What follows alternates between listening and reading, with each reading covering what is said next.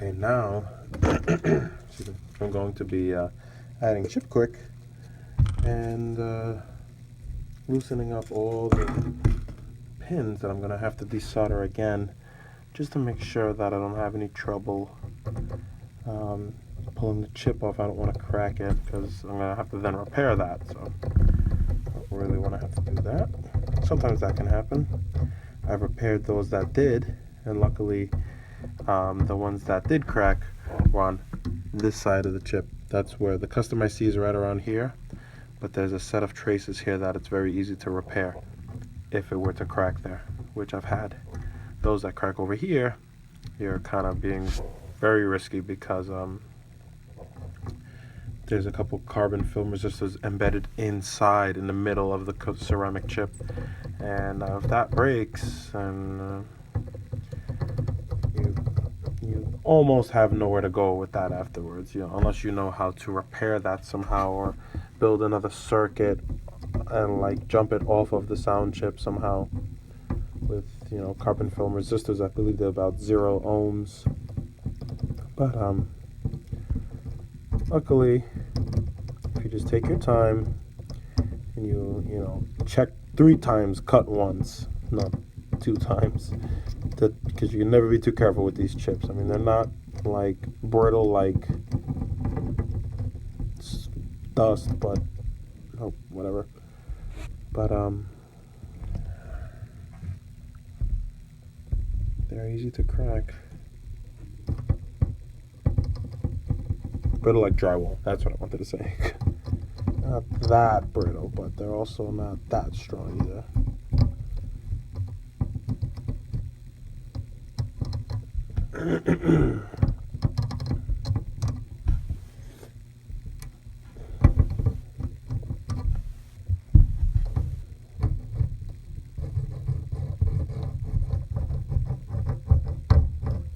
Usually what happens when you add this chip quik, it usually falls beneath the chip. It goes through the pins. It loosens the joint, but it goes through the pin and ends up on the bottom.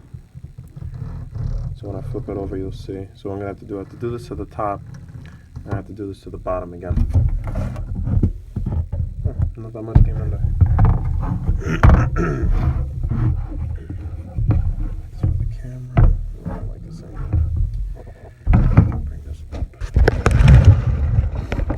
Okay, I don't have a regular camera. I'll do professional photos with video. Okay. Let's see. Now, mind you, this is the lead-free chip quik strips that I'm using. See, such a long piece. Actually, this is the SMD 4.5 NL, 4.5, 4.5 inch. No, yeah, 4.5 inch. Not leaded, but I personally recommend the leaded version.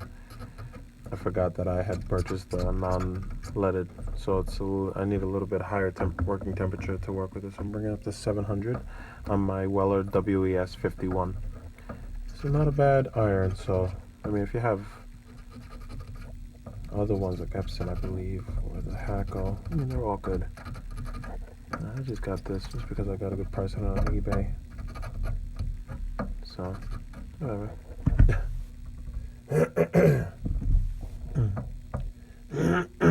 Allergy season. Not fun.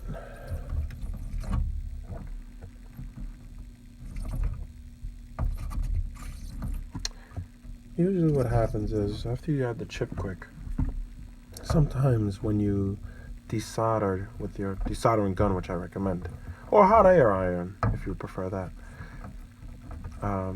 sometimes with the chip quik, again recommended with the non-leaded version, the leaded version, you need leaded because the melting, the solder stays molten for a longer period of time. And not leaded, the lead-free, does not.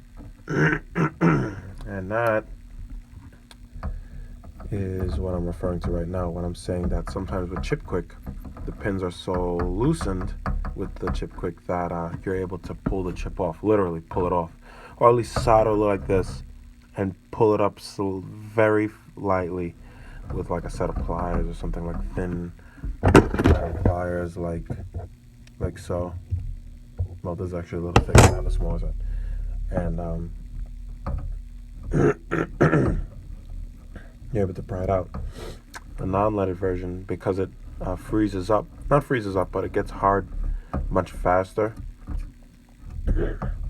It's much harder to do it, and I've done it before, but again, I run the risk of breaking the chip, cracking it, or breaking some of the traces when you pry on it. So I'm not doing that in this case. So first, let me put all this chip quicking, and what I'm going to do next is I'm going to pull it off with a braid a little bit. Maybe I'll pull it off some with a braid, but I'm going to use a desoldering gun and pull all the solder out, which is going to sort of kill my filter on my Hacko 808 and clog up the heating element and nozzle. But that's why I get a handful sometimes, and I pay for it. It's expensive. This thing does its job great, but it's expensive. So maybe one day I'll end up learning to work with hot air unit, or using a heat gun. I know Caius, I believe, from the cloud form, he uses a hot air rework station, and that actually is pretty good because you just got to cover the area, and you just got to preheat the area, and then you heat the pins. I'm not sure if he does both sides, but that at least takes the worry out of having to pay for nozzles and new filters, and $10 for a bag of filters. Too bad you can't make your own. They clog up fast anyway, with flux and this and that. So, and you gotta constantly clean it and this and that. So probably rework station. If you were to do that, you don't have to do anything. I could be wrong. Anyway, I'm gonna start trying to desolder some pins and see how it works, and then I'll take some video of that.